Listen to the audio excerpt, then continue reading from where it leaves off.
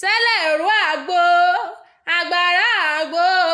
lọ́sùn fi ń wẹ̀mọ rẹ̀ kí dókítà ó tó dé àbímọ́mọ́ dáná yọ ọ̀sùn là ń pòwe mọ́ ó yẹ kórè yèyé fọ́sùn tẹ̀ǹgẹ̀sẹ̀ olólàyàn àwẹ̀dẹ̀ kó tó wẹ̀mọ́ ọmọ Òṣogbo òkè àsálà níbi wọ́n gbé yẹ̀rọ aṣọ mo ní bọ́dún bá ti dé o mo ní ṣe bọ́lọ́dún ló mọ̀dún rẹ̀ lọ́dún mo láṣẹ yìí sàmọ́dún ọdún ire mo lọ́dún orógbó àgbò mo lọ́dún òbí ayan o. Happy birthday to you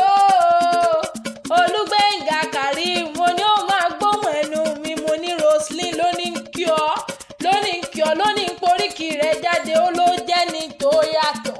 ó ní wífọ̀n wípé òní kú olóònínú olóònídàlámù tí ń jẹlẹ̀ bá ògiri ó ní wàá pẹ́ láyé bí pẹ́pẹ́ ṣe pẹ́ ó ní wàá gbó bí olúwo ọ̀tìrìwọ̀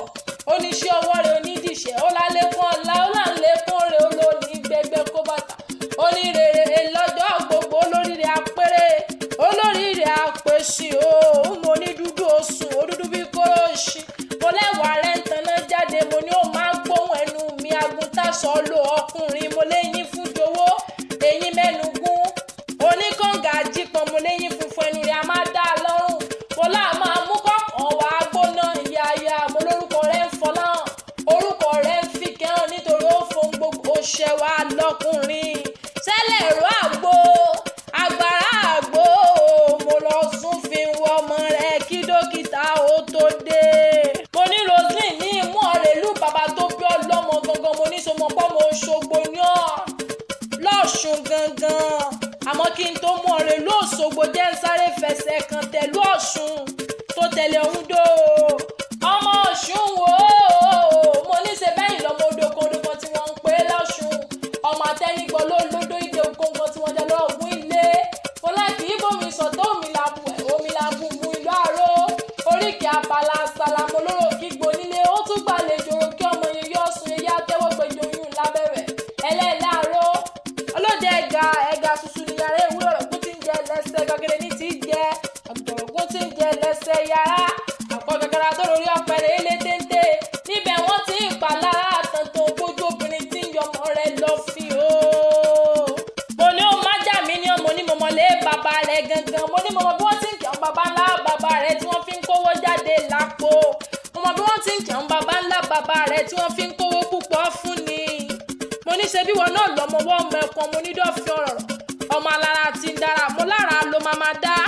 òní báwọn dáràn ò lágbára ṣe Èdùmàrè Olúgbéngà ọmọ sánsan bí owó ọmọ rẹ̀rẹ̀ bí òsùn mo ládùn bá rìn mo ní ó máa gbóhùn ẹnu mi mo lọ́kọ̀ọ́ wá gbé mi para délùú Òṣogbo tí ń ṣe lé bàbá rẹ̀ mo lágbàlá bàbá rẹ̀ ni mo wà mo ní pálọ̀ bàbá rẹ̀ ni mo jókòó sí mo ní ó máa gbóhùn ẹnu mi ọmọ Òṣogbo òkè àsálà níbi wọ́n ń gbé yẹ̀rọ aṣọ àrò tí ń bẹ lóṣogbo bàbá tẹ̀yìn ní jẹ́ kóhun nílọ àkàrà gbùgbẹ̀ ni wọ́n ń jẹ ní Jẹ̀ṣà oní ìṣúra gbangba ni wọ́n jẹ sùn lóṣogbo òkè ọmọ onílé òbí ọmọ olóbì kan wọ́wọ́ tiriwọ́ ọmọ olóbì kan wọ̀rọ̀ tiriwọ́ mo léyìí tó bá jẹ́ tẹni àwọ̀ sápò ẹni èyí tí ó sì jẹ́ tẹni àwọ̀ síjù mo lẹ́ranko búburú ẹranko igbó aróhùn jẹ Òṣogbo òkè àsálà ọmọ yẹyẹ àtẹwọ́ gbẹjà mo ní ó máa gbóhùn ẹnu mi ọmọ Òṣogbo ìlú àró ọmọ àró dẹdẹ bí òkun àrè ìpẹta rọ pẹta mo ní ó máa gbóhùn ẹnu mi Òṣogbo òkè ẹ̀pẹ̀lẹ́ o mo ní ẹ̀pẹ̀lẹ́ ẹ̀yìn ọlọ́mọ yọyọ Òṣogbo òkè gbonílé ó tún gbàjòjì o yẹ̀yẹ́ àtẹwọ́gbẹ̀jọ oníhùn lábẹ́bẹ̀ mo lórò kí tí ń bẹ́jà ńlá sọ̀rọ̀ tí ràn kọ́ níṣẹ́ Ọ̀ṣun Òṣogbo mo níre ni ó sún fún mi òròkè onílé òbí aláró ọmọ àsálà o Olúgbéngà Karim mo ní ó máa gbóhùn ẹnu mi mo ló ní tẹnugbó bí ọwọ́ lágbára ṣe Èdùmàrè òní tí òní tẹ́ láwùjọ lágbọ́dọ̀ wọn bá mo ní rere lójú owó rí rere ló mọ rí lágbára ṣe Èdùmàrè mo ní jáde ó ló ṣe òkú ìtọ́jú òun. Ó ní bó bá ń lọ níwájú wàá kórè, bó bá ń bọ̀ lẹ́yìn ó ní ire ni máa jẹ́ tirẹ̀ lágbára Ọlọ́run Ọba. Mo nífẹ̀ẹ́ yóò wá ní kú láéláé lágbára Ṣèdùmàrè. Mo láyé kì í rídìí òkun, ayé kì í rídìí ọ̀sà, wọn ò ní rídìí yín lágbára Ọlọ́run Ọba.